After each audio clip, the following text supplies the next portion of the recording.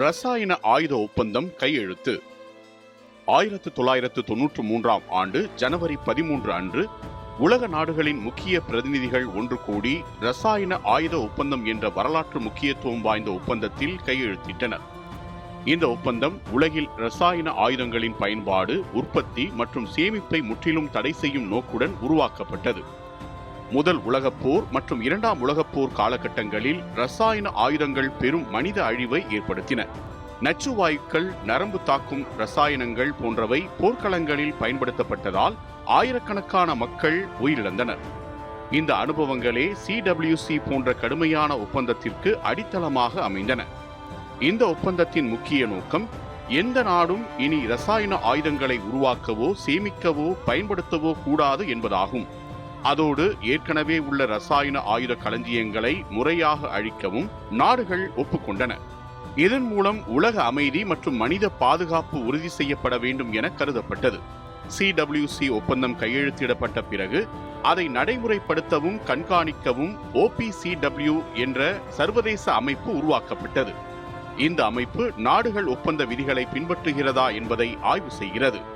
இந்த ஒப்பந்தம் ரசாயன ஆயுதங்களை மட்டுமல்லாது அவற்றை தயாரிக்க பயன்படும் மூலப்பொருட்கள் மற்றும் தொழில்நுட்பங்களையும் கட்டுப்படுத்துகிறது. இதனால் மறைமுகமாக ஆயுத உற்பத்தி செய்யும் முயற்சிகளையும் தடுக்கும் வகையில் இது அமைந்துள்ளது.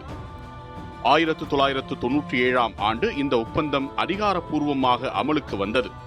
அதன் பின்னர் உலகின் பெரும்பாலான நாடுகள் இதில் இணைந்தன. இன்று இது மிக அதிகமான நாடுகள் ஒப்புக்கொண்ட ஆயுத தடை ஒப்பந்தங்களில் ஒன்றாக கருதப்படுகிறது.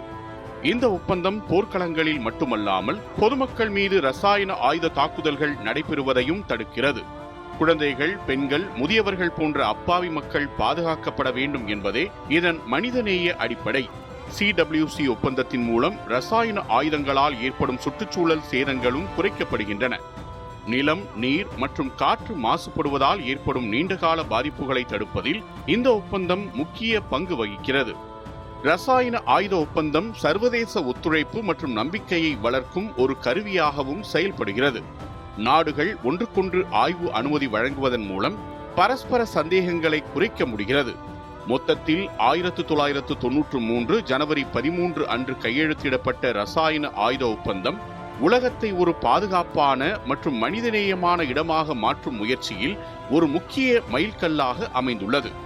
போர் முறைகளில் மனிதாபிமானம் நிலைநிறுத்தப்பட வேண்டும் என்பதன் தெளிவான வெளிப்பாடாக இது விளங்குகிறது.